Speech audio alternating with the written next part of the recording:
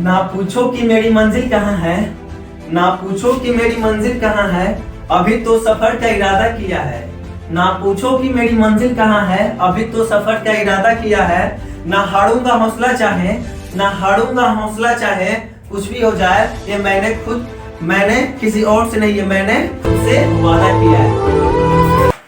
जय हिंद दोस्तों, energy classes YouTube channel पे आप सभी लोग का स्वागत है। चलिए आज हम आप लोग के लेकर के आए हैं ध्वनि, यानी ध्वनि का जो पार्ट 2 है उसको लेकर आए हैं। आज हम जानेंगे कि जो ध्वनि का परावर्तन होता है वो कैसे होता है, यानी ध्वनि का परावर्तन और प्रकाश का परावर्तन क्या सेम ही है, आज उसके बारे में जानेंगे। यानी सबसे पहले आज मेरा जो टॉपिक रहेगा क्या रहेगा, ध्वनि का परावर्तन। ध्वनि का परावर्तन, तो इसमें जानेंगे हम क्या, परावर्तन। परावर्तन का मतलब क्या होता है, कोई भी चीज गया और किसी वस्तु से या परावर्तक सतह से टकरा के फिर क्या हो गया, वापस आ गया, उसी को क्या बोलते हैं, परावर्तन। अगर ध्वनि का परावर्तन है तो ध्वनि का परावर्तन होगा, अगर प्रकाश है तो प्रकाश का परावर्तन होगा।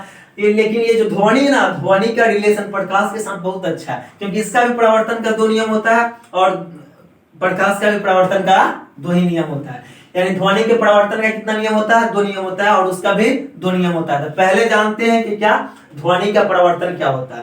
तो किसी ध्वनि स्रोत से, जैसे ध्वनि कहां से निकलेगी, कोई ध्वनि स्रोत से, कोई ध्वनि स्रोत से निकली हुई ध्वनि किसी परावर्तक सतह पर जाएगा और टकरा के फिर वापस सुनाई देगा। यानी टकरा के वो पुनः वापस लौट जाता, टकरा के जो लौटता है ना, वही क्रिया क्या कहलाता है, ध्वनि का परावर्तन कहलाता है। यानी सपोज मान लीजिए यहाँ पे कोई लाउड स्पीकर है, यहाँ पे लगा हुआ है, ठीक है, और यहाँ से निकला कोई परावर्तक बड़ा सा तार लगा हुआ है, यहाँ पे गया ध्वनि और फिर टकरा के फिर वापस आ गया, यही क्रिया क्या कहलाता है, ध्वनि का परावर्तन। और प्रकाश में क्या होता था, किसी प्रकाशीय स्रोत से निकली हुई प्रकाशीय किरणें, यानी इसमें भी किरण जाता है और ध्वनि में भी किरण जाता है, यानी किसी प्रकाशीय स्रोत से निकली हुई प्रकाश की किरणें किसी परावर्तक सतह से टकराने के बाद लौट जाती है, यानी टकराने के बाद पुनः लौट जाती है, तो यही क्रिया क्या कहलाती है, प्रकाश का परावर्तन। अगर ध्वनि निकल के जा रहा है और वो परावर्तक हो रहा है, मतलब परावर्तक वहां पे हो रहा है, ये क्या कहलाएगा, ध्वनि का परावर्तन।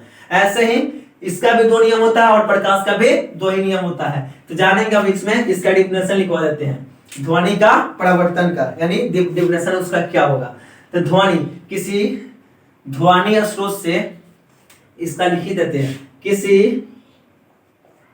ध्वनि स्रोत से निकली हुई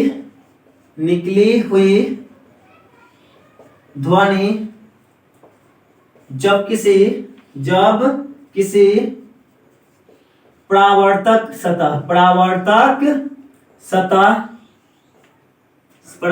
सतह से टकरा कर लौटती है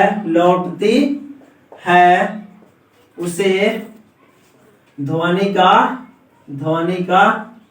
परावर्तन कहते हैं, उसे ध्वनि के क्या कहते हैं, परावर्तन कहते हैं।